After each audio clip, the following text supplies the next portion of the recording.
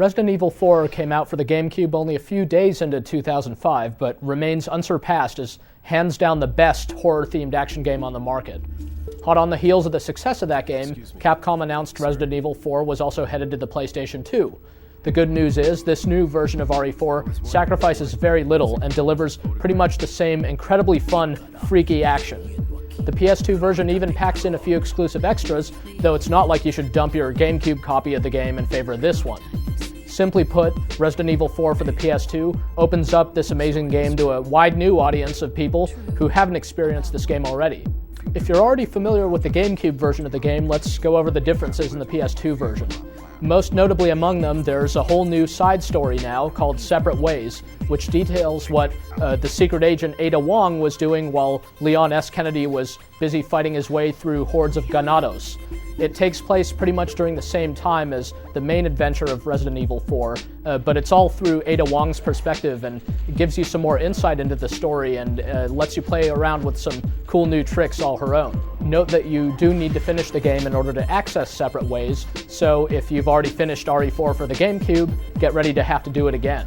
Besides that, there are a couple of new weapons and outfits in the game, and then there are all the kind of technical differences between the PS2 and the GameCube version.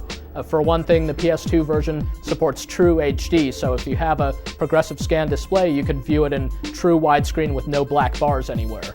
The controls and the gameplay itself are pretty much identical across both versions, and what's most impressive perhaps is that the graphics are pretty much all intact on the PS2. This game just looks unbelievably good. If you compare it side by side with the GameCube version, you might notice that the colors maybe aren't quite as rich and the environments aren't quite as sharp, and there's some more loading times here and there, but overall, this game just looks amazing by PS2 standards, or really by any standards at all. Other than all that stuff, Resident Evil 4 for the PS2 is essentially the same game as the GameCube version. You play as Leon S. Kennedy, who's a government agent who goes looking in Europe for the president's daughter, who's apparently been kidnapped. Just as Leon starts looking around for the president's daughter, he finds out that something sinister is afoot when this kind of crazy stranger attacks him with an axe. Resident Evil 4 really isn't about all the storytelling, though. It's all there just as a setup to present some really fantastic in-your-face combat. There's just a lot of close quarters shooting at people who are doing all kinds of nasty things in an effort to kill you in horrible ways. It's scary, it's freaky, and it looks amazing, and it's just really thrilling pretty much from start to finish. Not only are your basic battles against the ganados, these crazy villagers, really impressive in their own right, but Resident Evil 4 also packs in some really amazing boss battles just all throughout. One really neat thing that Resident Evil 4 does is make the cutscenes interactive. So not only are you watching these really cool-looking, nicely produced cutscenes, but every now and then you'll have to do something in order to effectively survive what's going on in the cutscene and make Leon dodge or do something in order to escape certain peril. These interactive cutscenes are used sparingly and to very good effect throughout Resident Evil 4. While you're fighting, you'll find a great selection of weapons. You've got pistols and automatics and shotguns and all kinds of good hardware to use, and you even get to upgrade it and buy all kinds of different varieties of stuff.